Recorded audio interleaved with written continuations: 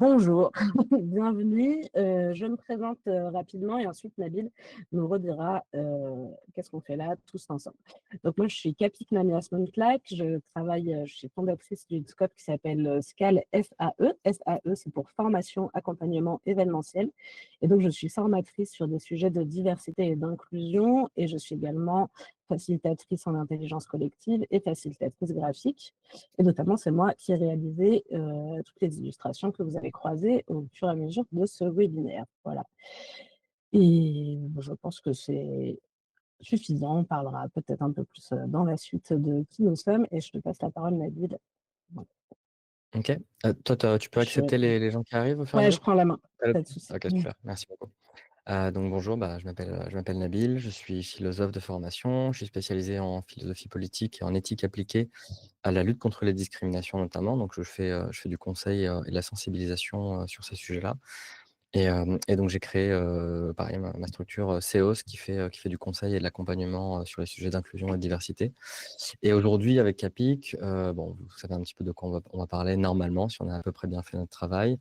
Mais le but de ce webinaire, c'est d'apporter une première brique, quelques outils et éventuellement des pistes de réflexion pour comprendre la place que prend l'extrême droite en fait dans nos parcours et dans nos métiers qui travaillons. Alors, a priori, ce webinaire s'adresse aux gens qui travaillent dans la formation, la transmission, la sensibilisation, l'enseignement. Et voilà, a priori, tout le monde ici a eu des exemples, soit rapportés, soit vécus, de situations où en fait, on se rend bien compte que les idéologies d'extrême droite et notamment les discours d'extrême droite sont présents dans nos activités, sur nos terrains d'activité au travail. Donc voilà, le but, c'est de proposer déjà quelques pistes pour identifier ces choses-là et avoir des outils, sachant qu'on ne pourra évidemment pas parler de tout parce que c'est un sujet extrêmement vaste, extrêmement complexe. Donc aujourd'hui, on va spécifiquement parler de cas pratiques, voilà, de quelques cas pratiques dans des situations assez diverses pour identifier un petit peu les échelles d'engagement. On vous expliquera ça. Et le but, c'est évidemment, avec d'autres contenus, peut-être d'autres webinaires, d'autres types de contenus, aborder d'autres sujets qu'on ne va pas aborder aujourd'hui. Mais voilà, donc ne soyez pas trop frustrés s'il y a des choses qu'on n'aborde pas. C'est simplement qu'en fait, en 1 heure, il faut qu'on fasse un choix. Si vous avez des questions, n'hésitez pas à les poster dans le chat. On reviendra dessus pour y répondre à la fin. Et il y aura aussi un temps d'échange. Les 15 dernières minutes seront dédiées à ces questions-là. Donc, soit celles que vous aurez déjà posées dans le chat, soit celles que vous pourrez poser à ce moment-là. Enfin, on vous enverra des ressources complémentaires. Capik a mis un lien dans le chat, elle le remettra au fur et à mesure. On vous enverra des ressources complémentaires qui vous serviront, on l'espère, par rapport à ces sujets. Et la ressource qu'on vous envoie immédiatement, c'est la ressource sur les échelles d'engagement. Donc Capik, normalement, va remettre un lien. Vous pourrez aller sur le lien, télécharger. Parfait, le lien est épinglé. Vous pouvez télécharger l'outil qui s'appelle les échelles d'engagement. C'est un petit PDF. Et en fait, ça va nous servir aujourd'hui dans le cadre de ce webinaire par rapport au cas et aux mises en situation qu'on va analyser. Voilà. C'est bon pour tout le monde? Mais je vais commencer directement. Capik, si ça te va, on va rentrer dans le vif du sujet. D'abord, juste un petit, un tout petit laïus quand même pour préciser, parce que c'est important.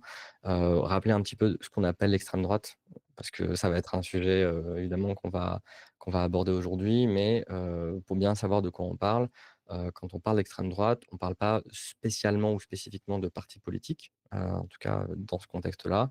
On parle d'une nébuleuse idéologique, d'un corpus, de philosophie politique et évidemment des partis qui les représentent ou qui s'en revendiquent, mais on parle d'un groupement d'idéologies qui a des critères assez fondamentaux et assez clairs qui sont la hiérarchisation de la valeur des êtres humains, que ce soit sur la race ou l'ethnie, que ce soit sur la question du genre, sur la validité, les compétences physiques, la religion, etc., etc. Donc c'est la hiérarchisation des êtres humains et donc dire que des individus ou des groupes n'ont pas les mêmes valeurs, c'est un principe fondamental de la pensée d'extrême droite.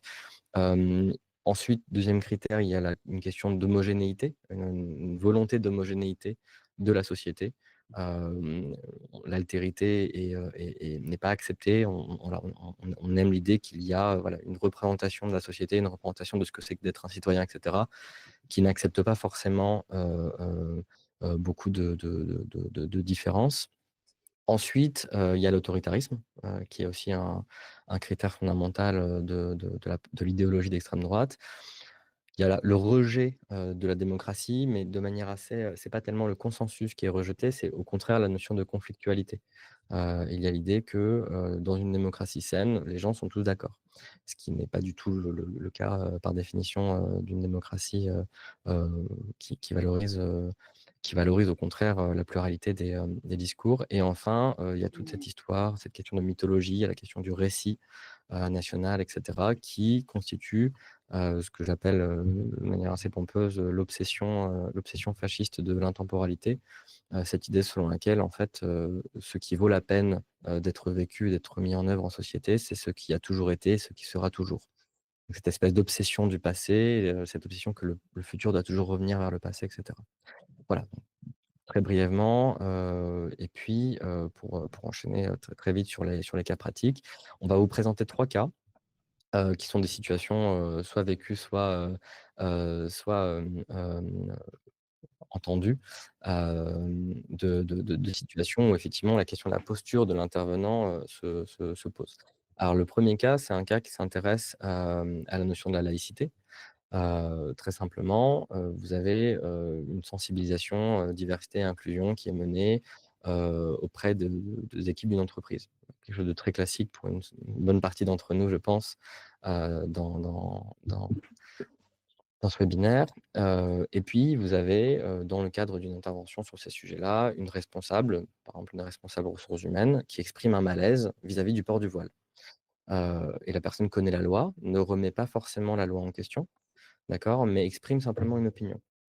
Il y a un ton qui est plutôt posé, plutôt empathique même, et il y a pas d'agressivité, et la personne dit, je cite: «Personnellement, je ne suis pas contre le fait que des femmes portent le voile, mais je me demande toujours si c'est un choix vraiment libre».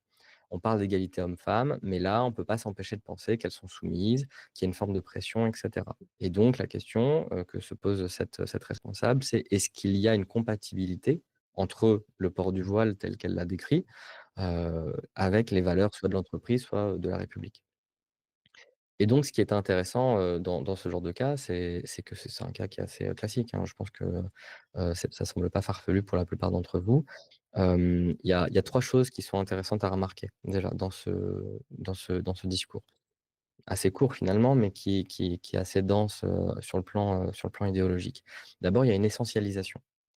Il y a l'idée que, cette personne, en fait, elle a une représentation stéréotypée, et homogène, des femmes qui portent le voile, des femmes musulmanes qui portent le voile. Je précise bien musulmanes parce qu'il y a des femmes musulmanes non musulmanes qui portent le voile aussi.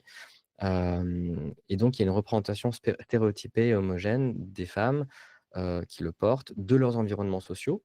L'idée que forcément si elles le portent, c'est parce qu'il y a une pression auprès de la famille, peut-être des parents, peut-être même des grands frères et cetera et cetera. Et puis il y a une représentation stéréotypée aussi de leurs compétences intellectuelles et de leurs compétences critiques. De partir du principe que ces personnes, ne peuvent pas faire des choix, y compris des choix avec lesquels on n'est pas forcément d'accord, mais ce sont des choix, qui ne leur appartiendraient pas. Deuxième chose, et ça rejoint le point précédent, c'est la question du paternalisme. Cette idée que, finalement, la personne qui intervient dans ce cas-là pense mieux savoir que les personnes concernées ce qui est bon pour elle.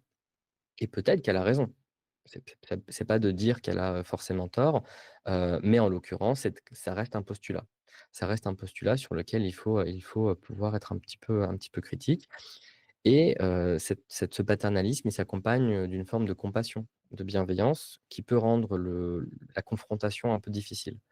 C'est toujours plus compliqué évidemment, de confronter quelqu'un qui a une posture qui a l'air d'être plutôt dans le soin, plutôt dans la sollicitude et cetera. Et enfin, 3e point qui est un point plus tactique finalement, c'est la question du cadrage. La personne s'exprime volontairement en dehors du cadre légal. heu donc là, on ne parle pas de conformité au droit et cetera, y compris dans l'entreprise, on parle de conformité vis-à-vis de valeurs qui seraient implicites, soit les valeurs de l'entreprise, soit les valeurs de la société, soit les valeurs de la République, et cetera. Et ça rejoint une certaine représentation de ce que devrait être la société, mais qui appartient à la personne. Et donc là, on est sorti du cadre légal pour pouvoir justement avoir une opinion sur ce sujet. Alors, par rapport à ce type de situation, avec Capic, nous, ce qu'on considère être un bon premier réflexe, c'est le fait de se poser la question, effectivement, est-ce que je suis capable, moi, à titre personnel, en tant qu'intervenant, intervenante, ou enseignant, enseignante, est-ce que je suis capable d'identifier ce que j'en pense? C'est-à-dire que, est-ce que déjà j'ai un cadre théorique clair sur la question du voile? Ça veut dire est-ce que je sais distinguer le voile islamique, de toutes sortes de voiles qui seraient simplement des accessoires cosmétiques ou des accessoires liés à d'autres cultures? Est-ce que je connais la signification et le symbolisme derrière le voile? Est-ce que je me suis intéressé à la diversité des logiques d'engagement? Pourquoi est-ce que les femmes musulmanes portent le voile? Est-ce qu'elles portent toutes le voile pour la même raison? À ce titre, vous avez un ouvrage intéressant, d'une chercheure qui s'appelle Mahmoud, qui a écrit un bouquin qui s'appelle Politics of Piety, qui parle de ça. Et puis, est-ce que vous avez aussi un cadre théorique sur les discriminations en général? Et puis, est-ce que vous avez une connaissance, assez solide sur, les vulnérabilités spécifiques aux femmes qui portent le voile en matière de discrimination?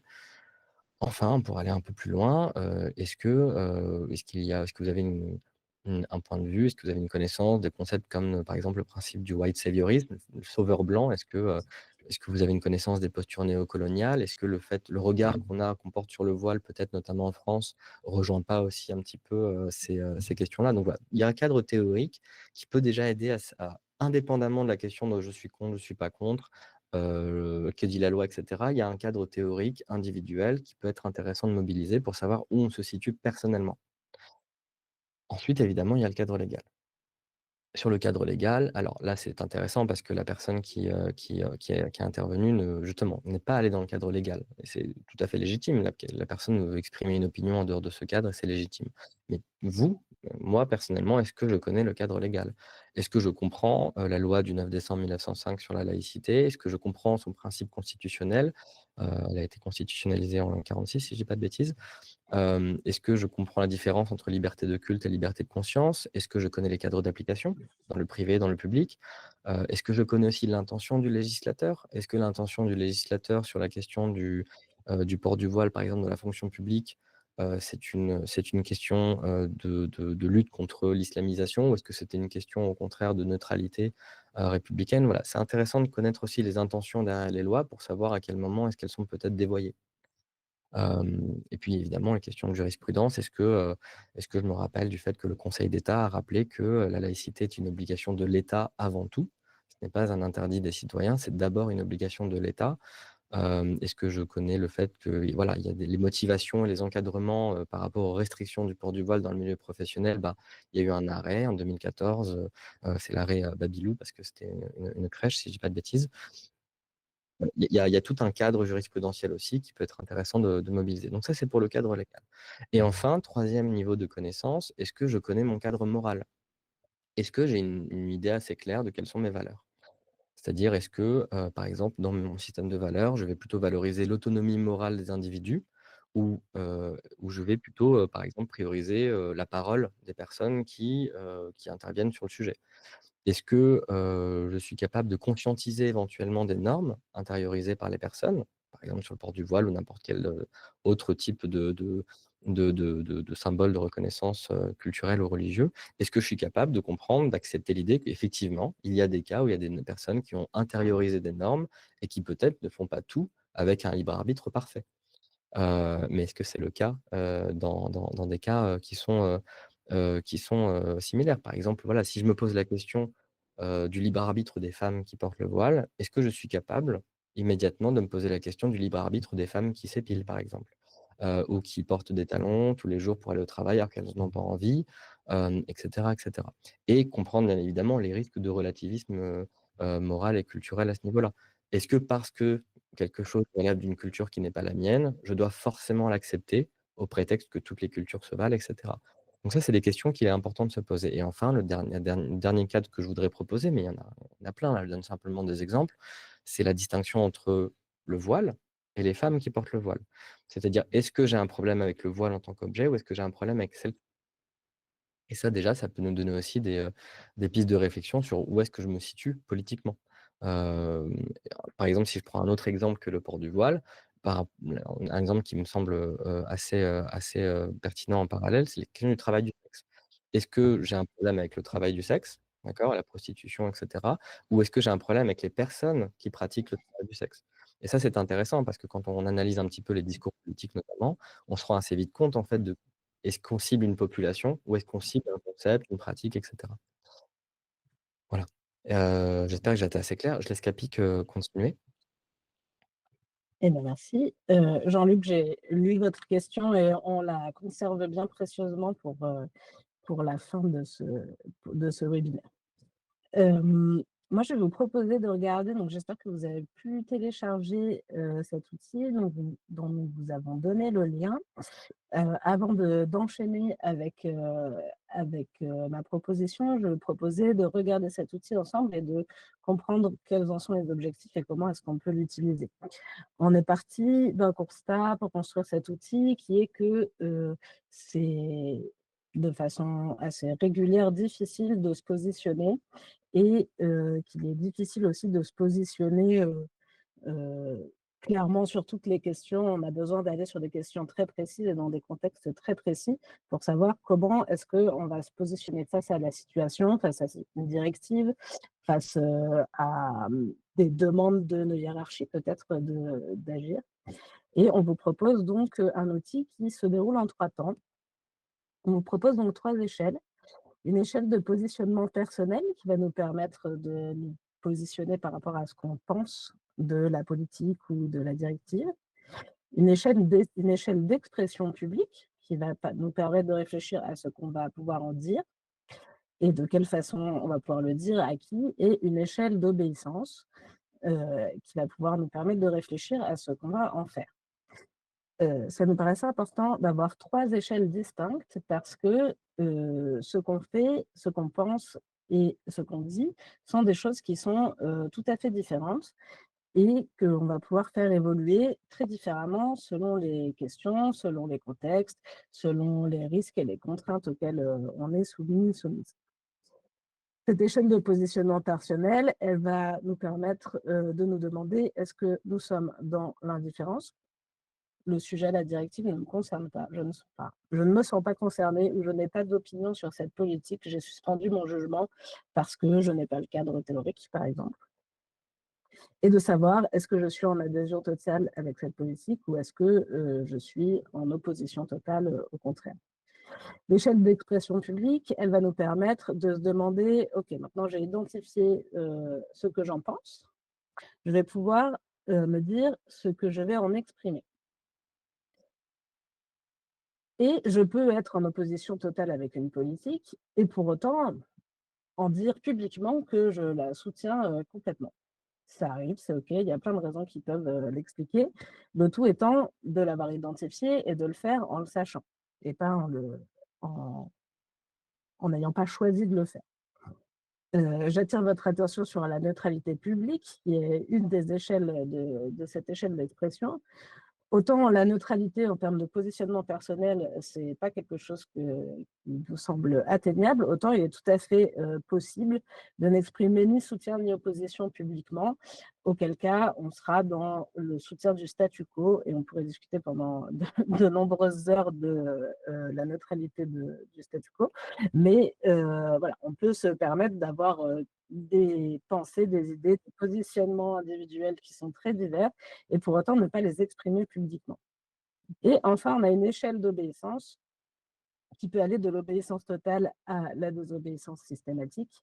Et là encore, on peut être en opposition totale, par exemple, avec une directive, une idée, et pourtant être dans un cas où on obéit complètement pour autant à cette politique, parce qu'on a décidé que dans ce contexte, c'est ce qui était logique. En vous présentant le cas, Nabil vous a présenté un certain nombre de questions à se poser que vous retrouverez, sur les cadres, plus détaillés de chaque échelle de positionnement. Donc je ne vais pas revenir dessus là tout de suite. C'est pour vous expliquer, comment l'outil pourra être utilisé. Et donc vous pourrez utiliser cet outil à l'avenir s'il vous parle, parce que vous pourrez l'utiliser plusieurs fois pour chaque situation, pour faire des tests de comment vous positionnez. Vous pourrez l'utiliser dans le cadre d'analyse de la pratique. Vous pourrez l'utiliser pour réfléchir à, OK, si je pense que je risque de rencontrer telle situation, comment est-ce que je peux réagir? Je nous remets dans le cadre de ce premier cas que Nabil a présenté avec donc cette responsable RH qui s'exprime par rapport au port du voile. Et je vous propose de s'interroger sur la façon dont on peut prendre en compte ce cas. Alors évidemment, nous là, c'est un cas pratique, on va le discuter. On n'est pas dans l'urgence de je suis dans la situation et je dois réagir tout de suite. Si je suis face à cette situation, je vais sûrement avoir un certain nombre de questions qui vont m'arriver en tête très rapidement. Je vous en propose quelques-unes. Les questions qui me semblent être traitées à travers le cas présenté, elles peuvent être celles-ci. Est-ce que le port du voile, ça peut être concilié avec des politiques d'égalité des genres? Est-ce que le port du voile, ça peut être concilié avec les principes de la République? Est-ce que le port du voile, ça peut résulter d'une pression ou d'un choix libre? Et est-ce que je suis pour ou contre le port du voile dans l'absolu? Est-ce que les personnes qui sont là sont pour ou contre le port de ce voile islamique? Alors, dans le quotidien de nos interventions, on ne va pas pouvoir répondre à toutes ces questions. Et moi, je vais vous proposer de m'arrêter sur la question, est-ce que je suis pour ou contre le port de ce voile? Et à partir de là, alors j'ai choisi des positionnements qui sont arbitraires, qui ne sont pas forcément mon positionnement personnel, mais je vous propose donc, vous imaginez comment pourrait réagir une personne qui est en questionnement actif sur son positionnement personnel, une personne qui n'a pas le cadre théorique suffisant pour savoir exactement ce qu'elle pense du port du voile islamique dans l'absolu, qui a un positionnement de neutralité publique, ce qui semble assez logique puisqu'elle est en questionnement actif, elle n'est pas encore en capacité d'exprimer, de choisir d'exprimer un soutien ou une opposition publique. Et cette personne sera dans une situation de désobéissance ponctuelle, c'est-à-dire que peut-être que dans certains cas où des personnes portant le voile islamique n'auraient pas pu accéder à ces formations, à ces cours, par exemple, peut-être qu'elle les laisse pas faire. Enfin, en gros, elle n'est pas dans l'idée d'obéir à chaque fois. Alors, comment est-ce qu'on peut réagir face à cette situation-là? D'abord, un point d'attention sur les violences secondaires que nos interventions peuvent provoquer. Là, on est dans le cas d'un sujet qui peut être très sensible pour un certain nombre de personnes, soit parce qu'elles sont directement concernées, soit parce que ce sujet est très sensible pour elles. Et je vous propose, dans ce type de cas, une piste qui est celle de décentrer le sujet du débat pour aller vers un travail collectif si possible et qui sera constructif. Je vous propose rapidement 3 axes. Un axe légal. Très bien, madame. Elle est sortie du cadre légal, c'est le choix qu'elle a fait, cette personne qui pose cette question. Et de mettre en avant ses compétences, vous semblez très bien maîtriser ce cadre légal. Et comment est-ce qu'on fait, du coup, pour travailler dans nos circonstances professionnelles et faire fonctionner ensemble à la fois un cadre légal, à la fois un cadre de valeurs, à la fois des questionnements, et de mettre le groupe au travail à partir de cette question pour se dire très bien, c'est une question tout à fait légitime, comment est-ce qu'on fonctionne là-dessus à partir de là? Un deuxième axe qui serait l'axe pédagogique, de se dire, je n'ai pas la réponse à ces questions-là, mais si on souhaitait s'informer, réfléchir sur ces sujets pour pouvoir construire un positionnement un peu plus avancé, comment est-ce qu'on pourrait faire? Quelles sources on irait chercher? Quelles sources on éviterait d'aller chercher? Comment est-ce qu'on pourrait discuter de ces sujets? En gros, comment est-ce qu'on ferait collectivement pour se construire une opinion, un avis, un savoir sur ce sujet-là? Et on pourrait axer sur un axe un peu plus militant, mais toujours en se décentrant, et aller questionner le groupe sur qu'est-ce que ça peut être l'autodétermination pour les personnes, comment est-ce que ça peut avoir sa place dans l'entreprise, dans le cadre légal. Voilà, ce sont des pistes qui correspondent à ce positionnement global-là. On en verra d'autres dans les autres cas. Et du coup, Nabil, je te repasse la parole pour le cas numéro 2. Merci. Alors le cas numéro 2, c'est un cas, qui me touche particulièrement parce que c'est un cas que j'ai vécu assez récemment, cette année. J'ai la chance de donner des cours d'éthique, dans divers établissements, notamment des écoles d'ingénieurs et puis, bah, forcément quand on donne des cours d'éthique, auprès de populations d'ingénieurs, on questionne aussi la façon dont le politique interprète le progrès technique, dont le politique motive éventuellement des sujets de recherche et cetera. Et donc, dans le cadre de ce cours, j'ai eu l'opportunité c'était le programme, hein, c'était pas moi dans mon coin, de proposer des réflexions sur la façon notamment dont l'extrême droite, pense le progrès technique et quel impact ça a sur les métiers, le métier de l'ingénierie, mais, évidemment également aussi les métiers techniques et les métiers scientifiques.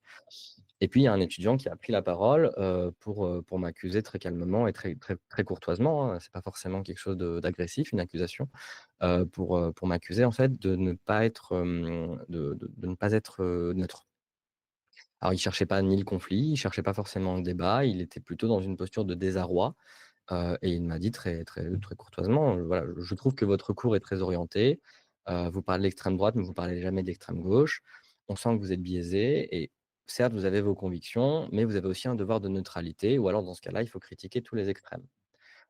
Alors ce cas était extrêmement intéressant pour moi. Alors évidemment, tout de suite, c'est perturbant, hein, quand on est, accusé ou mis, voilà, mis par rapport à ça, par des bénéficiaires d'une intervention ou des étudiants, voilà, c'est perturbant. Mais le cadre était tel que, ça s'est bien passé. Ça s'est bien passé. Alors pour faire un bref diagnostic de la réaction de l'étudiant qui encore une fois, même si on n'est pas forcément d'accord avec sa réaction ou son constat, c'est légitime. C'est extrêmement légitime de remettre en question, a fortiori une figure d'autorité dans un contexte d'enseignement. Hem, mais il y a quelques points qui sont intéressants à noter dans ce cas-là et je pense que ce cas, en fait, voilà, il peut parler, notamment aux enseignants, par rapport à certains sujets. D'abord, il y a la croyance en une forme de neutralité, scientifique, politique et axiologique, c'est-à-dire, par rapport aux valeurs. Donc une neutralité morale, si vous préférez. L'étudiant, en l'occurrence, ne réalise pas forcément que toute production et transmission de savoir, par définition, est située politiquement et moralement. Hem et par ailleurs, peut-être qu'il a aussi tendance à confondre, comme la plupart d'entre nous, l'enseignement, c'est-à-dire le développement des savoirs et des capacités d'analyse et l'information, qui est simplement une exposition des faits, plus ou moins, biaisée, mais une exposition des faits.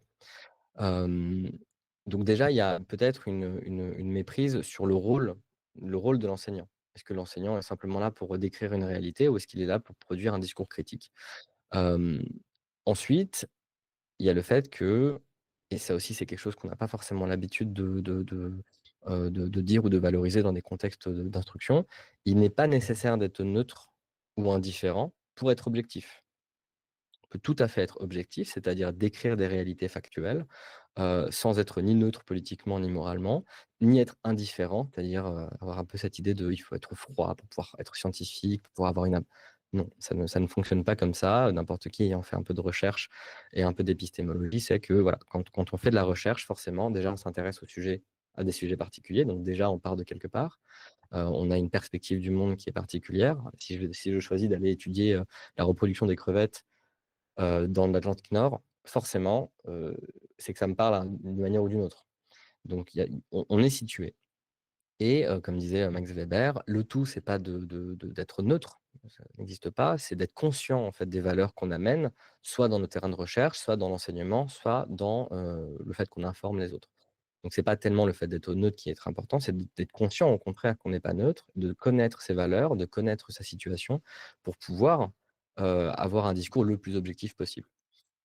Ensuite, 2e point, c'est le fait qu'il y a, et c'est vraiment un point assez fondamental, une sorte d'habituation idéologique.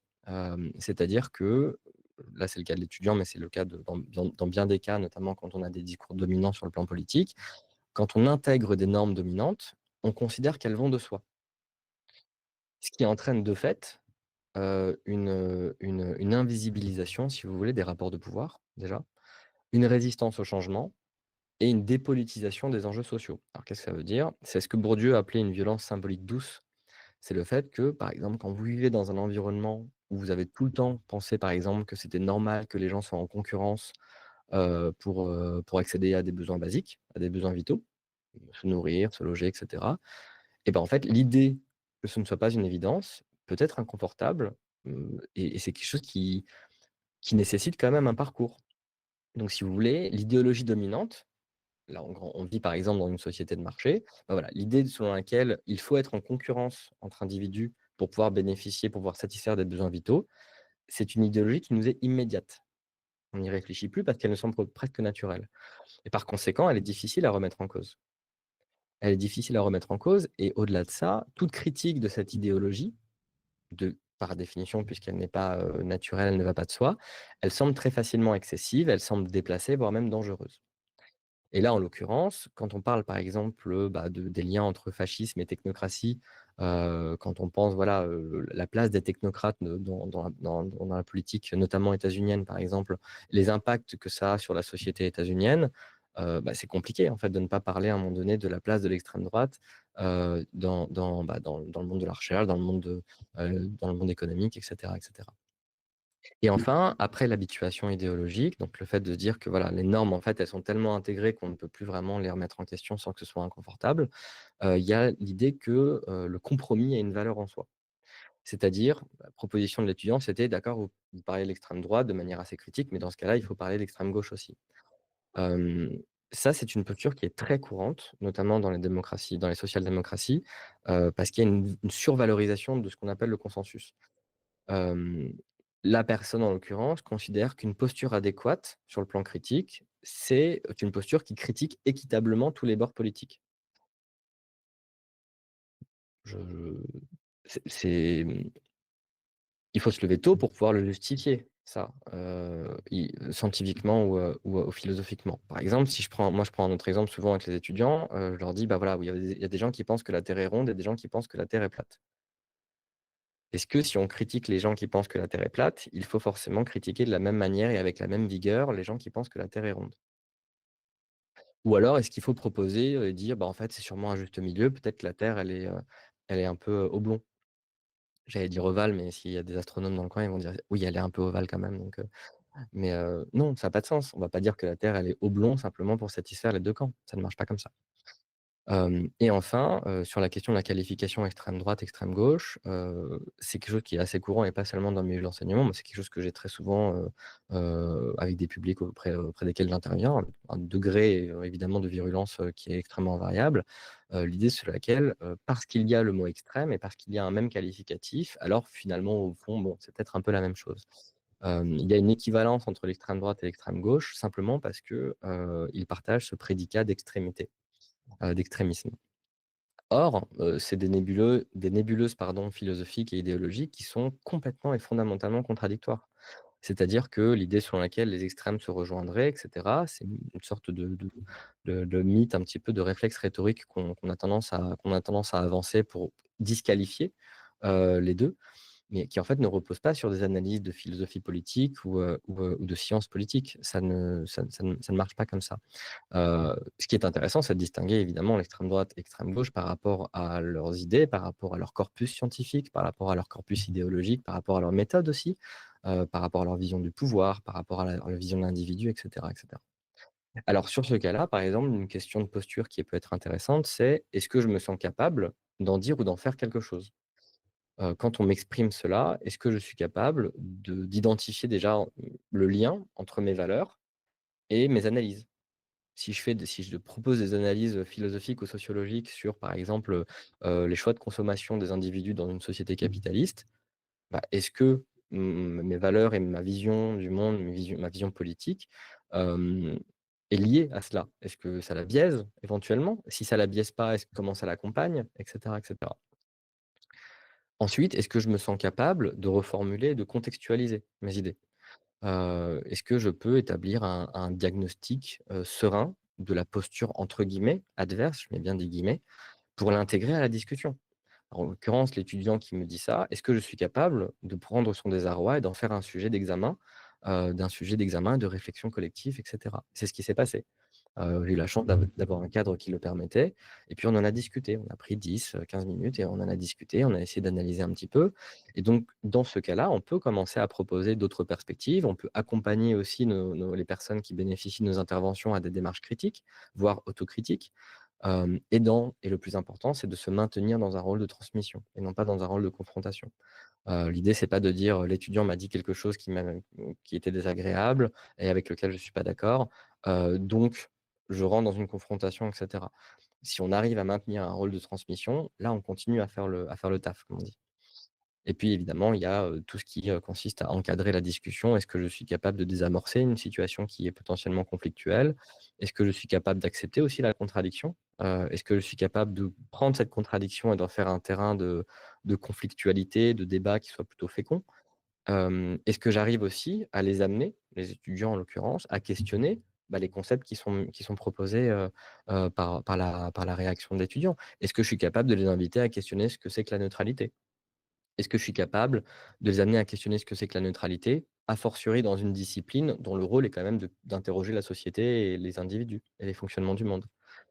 Donc tout ça, c'est voilà, c'est des points qui sont assez intéressants et voilà.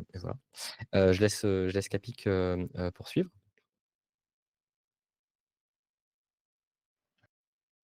Bah, pardon, mon ordinateur n'était pas très réactif pour me démonter.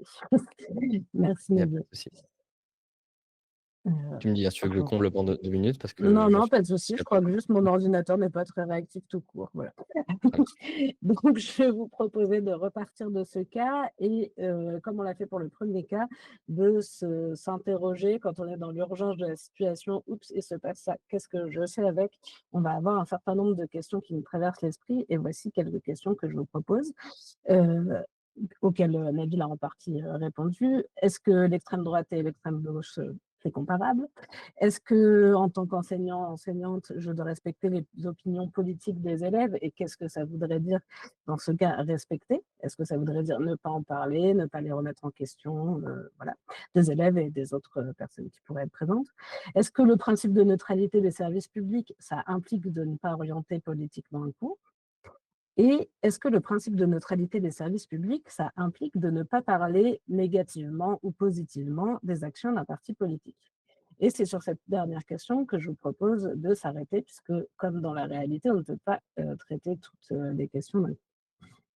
Et sur cette question-là, je vous propose un positionnement qui serait donc, le positionnement de la personne, qui a été, présentée dans le cas. Alors, on sait que c'est un cas qui est arrivé à Nabil, mais ce positionnement-là a été choisi de façon complètement arbitraire par moi-même. Donc ce serait une personne qui serait en opposition totale avec cette idée que le principe de neutralité des services publics, impliquerait de ne pas parler positivement ou négativement des actions d'un parti politique, qui serait dans un désaccord public modéré, c'est-à-dire que c'est une personne qui en parlerait publiquement de temps en temps, mais en faisant attention, et dans des cadres bien précis. Et qui serait pour autant dans une obéissance totale, du devoir de réserve, et du devoir de neutralité, heu, puisque, ce serait une personne qui serait à risque de se mettre en difficulté dans son emploi si elle ne le faisait pas. Donc à partir de ce positionnement-là, comment est-ce que, et des contraintes qui l'amènent, comment est-ce qu'on peut réagir? Alors je vais vous proposer 3 pistes sur ce positionnement. On aurait un premier axe qui serait un axe pédagogique et d'aller questionner, plutôt que de rester sur, le sujet en question, de se dire: «OK, qu'est-ce qui pourrait être une dérive et un manquement au devoir de réserve et à la neutralité des services publics?» Est-ce que quelle est la crainte derrière? Qu'est-ce qu'on pourrait légitimement craindre si on sortait de ce devoir de réserve dans ce contexte, en parlant, positivement ou négativement de ces partis politiques? Est-ce qu'on risque une partialité des évaluations pour les élèves? Ça, c'est un risque, il faut le prendre en compte, qui est tout à fait légitime. Est-ce que l'enseignant, l'enseignante pourrait omettre une partie des enseignements, sciemment? Ça, c'est, une question qu'il faudrait prendre en compte et du coup d'aller sur, un axe pédagogique, de dire: «OK, il y a une crainte, qu'est-ce qu'on met en place pour éviter ça?» un axe, militant modéré, qui serait, de ramener sur ce sujet que, la neutralité n'existe pas et que si on souhaite remonter des faits, on ne peut pas, ne rien en dire et que dans un contexte qui est celui, par exemple, des sciences sociales, on va analyser la situation, par le biais des sciences sociales. Heu et un dernier axe qui serait un axe militant radical cette fois, de dire que, commenter les faits, dans ce contexte-là, c'est une position républicaine et notamment aller commenter les faits de l'extrême droite. C'est une position républicaine puisque l'extrême droite a des positions qui attaquent les principes républicains, qui mettent la démocratie en danger et que donc les commenter, les critiquer, les identifier et les mettre, en valeur, c'est une position complètement républicaine et qui s'inscrit complètement dans le devoir de réserve qui s'applique, aux agents du service public. Voilà. On peut aller sur ces différents actes avec ce positionnement. Évidemment, ce sont des exemples et je vous invite à réfléchir à un point d'attention particulier qui est dans ce cas-là la prise de risque personnelle. Qu'est-ce que je risque à défendre, ces différents axes et comment est-ce que, l'étudiant ou d'autres étudiants en question pourraient le remettre, pourraient l'utiliser pour le remettre, en question et ça, c'est quelque chose qui est très dépendant de chaque, situation. Nabil, je te laisse reprendre la main. Yes, merci. Je me demandais, vu qu'on a été un peu plus long que prévu, est-ce qu'on passe le troisième cas pour laisser quand même, le temps en question et si besoin on y revient, ça te va, Capic? Oui, tout à fait, on vous partagera de toute façon le troisième cas et nos propositions comme ça, Ouais, rassurez-vous, vous n'en aurez rien perdu. c'est ça. On préfère pas, pas grignoter sur le temps d'échange parce que, je pense que c'est quand même important. Peut-être juste un point, si j'ai 2 minutes par rapport à la posture républicaine. Effectivement, moi, c'est ce que j'ai utilisé, en fait, par rapport à cette situation, sur le cas numéro 2 par rapport aux étudiants et c'est quelque chose que j'utilise beaucoup maintenant, c'est de dire qu'en fait, parce que je suis citoyen d'une république et parce que je me sens républicain, il est normal, en fait, de critiquer l'extrême droite. Parce qu'encore une fois, l'extrême droite, fondamentalement, en termes de philosophie politique, a des principes qui ne sont pas en adéquation avec la notion même de république. Ne serait-ce que le 1er critère, hein, le critère, le critère de hiérarchisation de la valeur humaine, à partir de là, c'est compliqué d'avoir, un fonctionnement républicain. Pour rappel, la République, c'est la res publica, c'est la chose commune, c'est ce qui appartient à tout le monde, de la même manière et de la même façon. Donc c'est vrai que, voilà, moi, j'utilise beaucoup cet argument pour dire: «Beh, en fait, oui, je critique l'extrême droite ouvertement, y compris dans le cadre professionnel, bah, parce que tout simplement, je suis républicain». Il y a aussi une nécessité de revendiquer, c'est aussi pour ça qu'on en parle avec Capic. On a une nécessité de revendiquer en fait, ce sentiment républicain qui a longtemps été confisqué, heu, par des réactionnaires, mais par une certaine tranche, de l'échiquier politique. Non, être républicain, c'est défendre les communs, c'est défendre, une perception du pouvoir et une perception d'où le pouvoir doit être situé, qui est particulière et qui n'est pas forcément, compatible avec même pas du tout compatible avec les principes de l'extrême droite. Et on va me dire souvent: «Bah oui, mais l'extrême gauche non plus». Bah, c'est pas tout à fait ça. L'extrême gauche, elle n'est pas anti-républicaine, elle est révolutionnaire, elle est porteur de crise, elle est porteur de ce que vous voulez par rapport à l'extrême droite. Il y a effectivement des fonctionnements, mais pas par rapport à l'extrême droite, par rapport à ce qu'on appelle l'extrémisme, dans nos institutions. Encore une fois, tout ça, c'est du juridique, hein, mais l'extrême gauche, elle n'est pas anti-républicaine par principe. Tandis que l'extrême droite, elle l'est. Et si je peux rajouter un dernier point par rapport à ça, il y a, la question de l'équivalence de l'extrême droite et de l'extrême gauche, la pertinence de cette question se pose aussi quand on sait que l'extrême gauche, en termes de poids politique en France, est extrêmement faible. Il n'y a pas de parti d'extrême gauche, qui soit, représentatif ou qui soit, aux portes du pouvoir.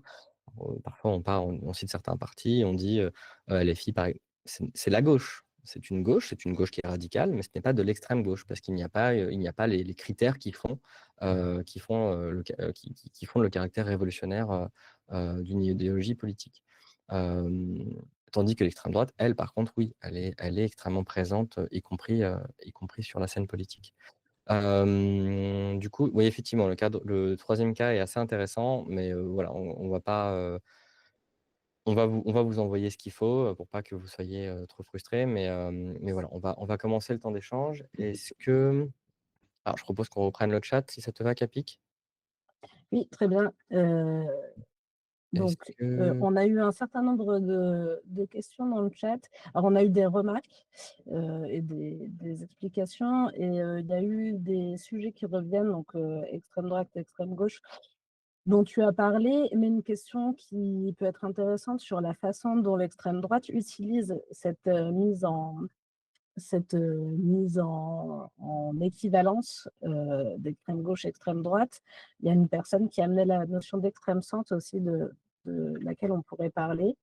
Et je vous invite, peut-être pendant qu'on discute un peu de ça, à nous dire dans le chat les questions que vous auriez, notamment aussi concrètement dans les situations dans lesquelles vous êtes confrontés. Quelles sont les questions que vous vous posez, quelles sont les difficultés que vous avez plus particulièrement.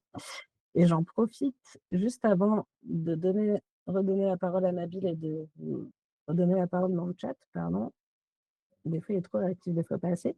Pour vous redire que nous menons une enquête conjointe entre CEOS et SCAL sur la place de l'extrême droite dans le débat public et son impact sur nos contextes professionnels.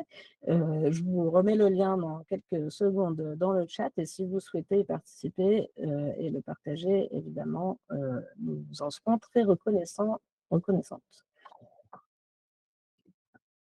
Voilà. Il y a Julie Tardy a partagé un lien sur le devoir des réserves des agents publics, et c'est une excellente ressource, donc n'hésitez pas à aller la consulter.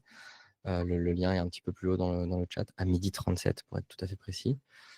Il y a Swazik qui demande: qu'est-ce qui différencie la neutralité publique du qui ne dit mot consent? Alors moi, je trouverais intéressant aussi de revenir sur cette question du qui ne dit mot consent, parce qu'aujourd'hui, notamment à une époque où on s'intéresse quand même beaucoup plus aux notions de consentement, c'est quelque chose qui ne fonctionne pas. Le qui ne dit mot consent, on ne pourrait pas dire que quelqu'un a accepté qu'on lui mette une main aux fesses parce que la personne n'a rien dit, par exemple.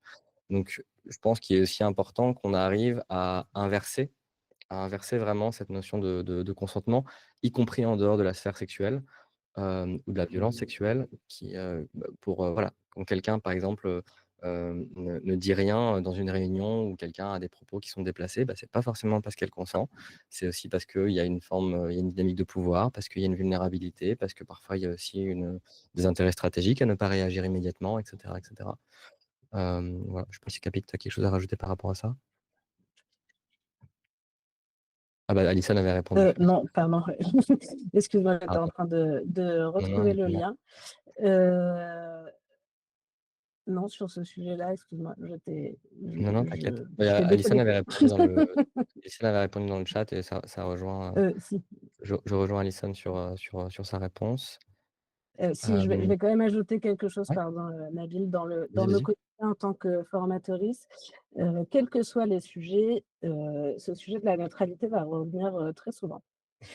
Et c'est un sujet qu'on va nous opposer de façon assez régulière. Et on a plusieurs possibilités en termes de posture. On a parlé du fait de rappeler que la neutralité n'existe pas. Et je vous invite aussi à réfléchir à comment ça peut être utile dans votre propre quotidien d'amener cette idée de dire d'où on parle. C'est une pratique qui est issue à la fois de bonnes pratiques scientifiques et à la fois d'habitudes militantes, qui est de dire, en fait, comme on ne peut pas ne pas être situé, la problématique n'est pas d'être ou non situé, on l'est forcément. La problématique, c'est de pouvoir donner aux personnes auxquelles on s'adresse les informations, les codes, les données pour pouvoir analyser notre discours. Et quand on est dans une posture critique-autocritique, on va pouvoir inviter nos apprenants-apprenantes, nos étudiants-étudiantes à se mettre elles-mêmes dans cette posture. Et donc, on peut aussi introduire nos formations, nos cours, nos interventions avec, dans notre présentation, l'idée de dire, voilà, j'ai tel parcours professionnel, je vais vous parler dans un cadre où je vais appeler un cadre qui est issu de tel corpus scientifique, de telle discipline, même sans aller sur le sujet du positionnement politique quand on est dans des cas où on ne peut pas le faire. Ce qui n'est pas toujours le cas, hein. Aujourd'hui, par exemple, vous voyez qu'on est dans un cas où on ne relève pas du devoir de neutralité. Je porte un kéfier qui est un accessoire vestimentaire qui n'est absolument pas neutre. C'est une façon de vous signifier un engagement politique. Je l'assume, c'est un choix que j'ai fait. Et donc, ça vous permet, vous aussi, de comprendre une partie des choses que je dis, puisque je vous donne une information sur d'où je parle. Et donc, vous pouvez proposer cette analyse d'où vous parlez et vous pouvez aussi proposer aux personnes auxquelles vous vous adressez de remettre en question ce cadre et de se dire, OK, ce que cette personne me propose dans ce cadre-là a un sens. Avec mon propre cadre de valeur, mon propre cadre théorique, je peux réfléchir cette question d'une autre façon. Voilà. C'est une façon préventive de traiter aussi ce sujet de la neutralité qui fonctionne relativement bien et notamment quand on n'est pas face à des personnes agressives. Donner ses pronoms également, si on se sent en sécurité pour le faire, c'est quelque chose qui peut être, alors c'est un sujet qui est très vaste. Donner l'exemple sur un certain nombre de pratiques peut permettre de libérer la parole et de donner l'espace pour exister de la façon dont les personnes souhaitent exister.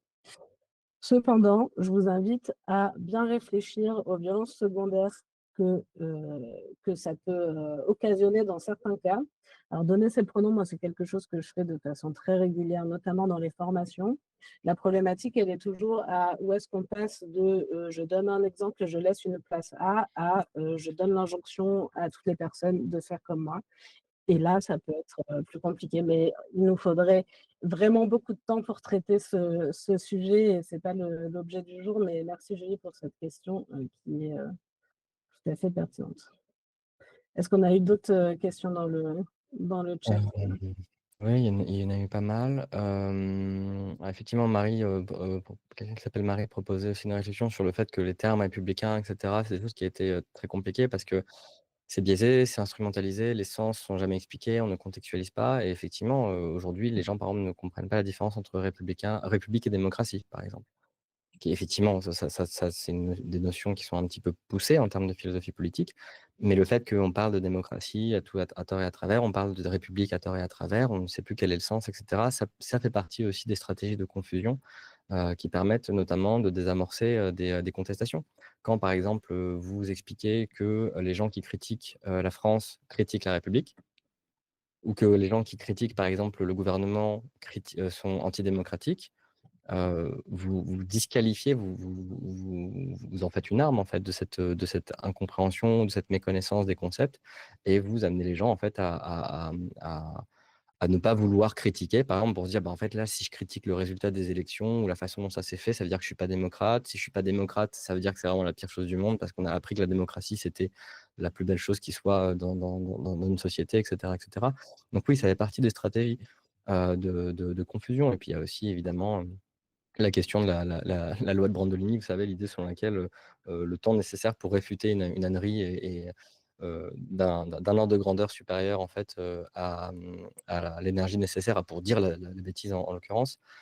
Nous, on se retrouve sur typiquement, voilà, des plateaux télé avec des gens qui utilisent des mots sans savoir en fait forcément ou sans les contextualiser, c'est très compliqué. C'est comme, par exemple, voilà, il y a 1 an et demi, quand des juristes parlaient de nettoyage ethnique par rapport à ce qui se passe à Gaza et que, les journalistes disaient, «Ah mais quand même c'est un mot un peu fort» et cetera. Bah non, en fait, c'est du droit, c'est des choses qui sont très qualifiables, c'est des choses qui sont factuelles, c'est pas, mais voilà, il y a une forme de sémantiquement, c'est compliqué parce qu'il faut, toujours expliquer les termes, toujours contextualiser, toujours nuancer et cetera et ça, c'est quelque chose qui fait perdre beaucoup d'énergie et qui fait perdre de l'audience aussi. C'est très, très compliqué. Charles demandait le lien du questionnaire. Oui, a priori, il a été remis. Oui, Hem, je prends non, le relais vas-y. pendant que tu regardes, les Ouais, questions je veux bien, merci.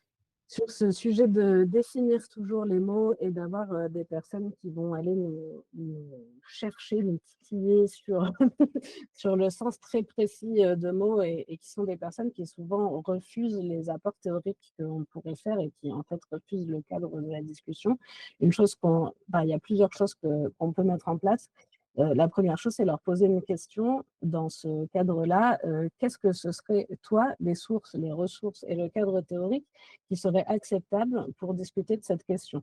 C'est-à-dire, là, on discute sur un sujet sur lequel manifestement on n'arrive pas à trouver d'accord.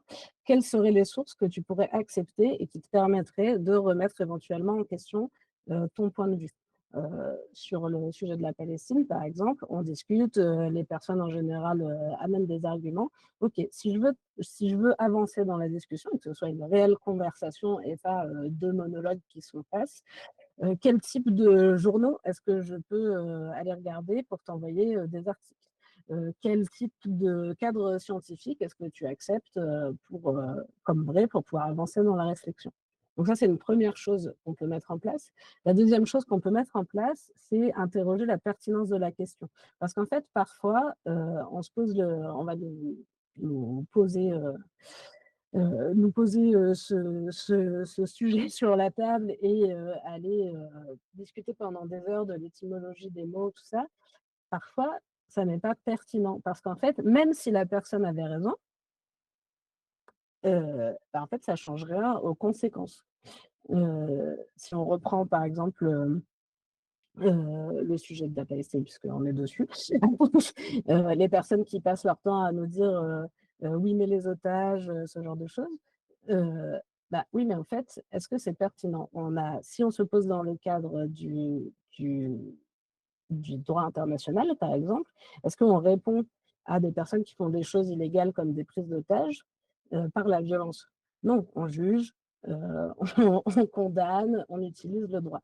Donc je donne cet exemple-là, mais en fait, souvent, on peut utiliser, ce tips de: «Est-ce que la question est pertinente?» OK, mettons que vous avez raison. Qu'est-ce qu'on fait avec ça ensuite? Comment est-ce que ça nous aide à comprendre la suite de la réflexion et à avancer ensemble? C'est un tips que je propose pour, éviter de s'enrayer dans des discussions qui n'avancent pas avec nos apprenants et nos élèves. Alors, il est 13h14. Ouais. Est-ce que Après, vous avez ouais, encore d'autres questions? Pardon, vas-y. enfin, je sais pas, Capik, pour toi, moi, c'est OK de déborder un petit peu. Après, bien évidemment, les personnes qui ne peuvent pas rester, Moi, enfin, c'est OK bien aussi, ouais. évidemment, de toute façon, partez quand vous voulez, il y a pas aucune pression. Cela étant dit, voilà, moi, je suis OK pour rester quelques minutes de plus pour essayer de répondre un petit peu aux questions qui restent, si besoin. Tout à fait. De même, n'hésitez pas à me quitter si vous avez besoin. On sait que le temps de midi, c'est précieux. En Heu, en tout cas, pour les personnes qui devront partir dans une minute, merci beaucoup, d'être restés. Merci beaucoup de nous avoir écoutés et on vous enverra des ressources et puis si ça vous intéresse, hein, évidemment, on vous tiendra au courant, des autres contenus, des futurs contenus que Capik et moi, on pourra développer sur ces sujets.